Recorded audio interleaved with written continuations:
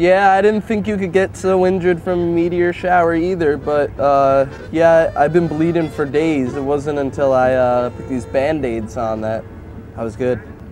Yeah, who thought Band-Aids, you know, who thought that? No, I don't think it's weird that I'm talking to a stopwatch. Good day, this conversation is over.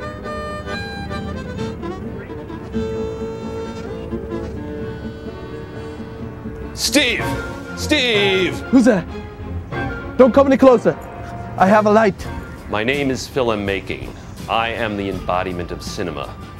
Listen, Citizen Nelson, you are destined to become the greatest filmmaker in the history of mankind, but your tragic accident has left both your attention span and short-term memory limited to only 4 minutes.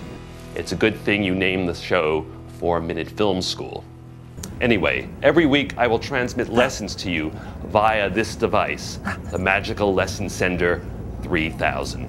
My God, a free iPod. It's no iPod. It's the Magical Lesson Sender 3000. I built it, and that's what it's called. So what would this first lesson you tell me about be? All this time you've been teaching yourself, but it's time to bring you lessons from experienced people in the film and video industry. An old friend of mine, Emmy Award-winning video editor Bill Cammack, will bestow upon you his top tips for editing in Final Cut Pro. Start the clock.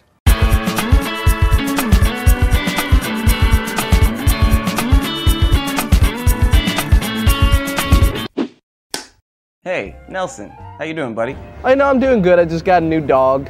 Got a leash for him. He's invisible, which is I don't really care. I was just being friendly. But forget about that. It's time for you to learn these top tips for editing in Final Cut Pro. Do you know about cropping? Well, I spent some time growing tobacco down south, but those corporate farmers ran us all out. No, not that kind of cropping. Double-click a clip to get it into your viewer. Go to your Motion tab, open your crop settings, and you can select the portion of the video that you want to show. You can also use the motion controls to change the location of the video. Click center and then click and drag in the canvas window to move your image. You can use the scale parameter to resize the image. A faster way to do this is to click View and select Image plus Wireframe. Now you can click inside the frame to move it, on a corner of the frame to resize it, or near a corner to rotate it. If you run out of room, change the viewing size with the left button right over the middle. You make your images move using keyframes. Click on the Motion tab. The playhead in the viewer moves with the playhead on the timeline. Go to a frame in your clip. These diamonds let you set and delete keyframes. The arrows move you to the next or previous keyframe. If you're on a keyframe, it turns green. Select Scale, Rotation, and Center. Go to a different frame in your clip and select the same 3. Set your parameters and you're done.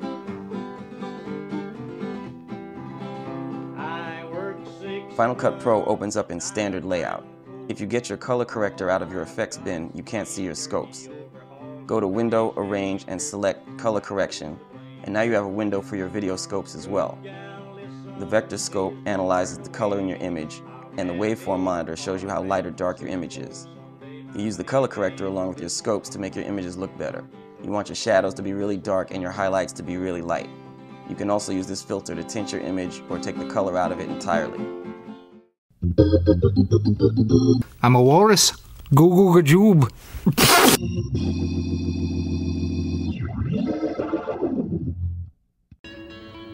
You know, Bill, coming out of that promo was pretty smooth, not gonna lie. That has to do with using transitions. Tired of dragging the same transition from your effects bin? Choose the length you want, then alt-click on the effect and choose Set Default Transition. Now you can alt-click on an edit to apply it. Make sure you double-click clips in the timeline to get them into your viewer before changing parameters in the motion or filter tabs. Otherwise, you'll be affecting the previous clip you sent to the viewer. You can also alt-click and select Open, but double-clicking is faster. Select an endpoint on 2 different clips and copy them into a bin. Select them both, alt-click, and choose Make Multi-Clip. Sync by endpoints, and now they're locked together. You can view 1, 4, 9, or 16 angles at a time. Load your clip onto the timeline and select your sync as Open. Play the clip in your timeline while selecting the video you want to see in your viewer.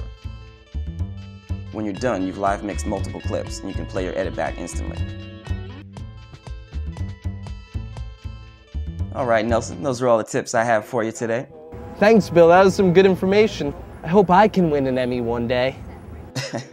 Well, I'm a national and international Emmy Awards judge, and having seen some of your latest episodes, you could probably forget about that. I mean, at least for now. You got a lot to learn, my friend. The road ahead is long and winding, and it can often seem like a desperate struggle, but you gotta forge ahead with your new knowledge and continue to accumulate more. I remember when I first... I'll give myself matching monster trucks, and when I get a burger, it'll be deluxe. $600. Citizen Nelson, did you learn anything? Who are you? I'm on the gravy train, and I'll make it rain with my stimulus package. Stimulus package. I was living off toast, now I'm just gonna coast on my stimulus package. Stimulus Get out of my office! You two really have to leave.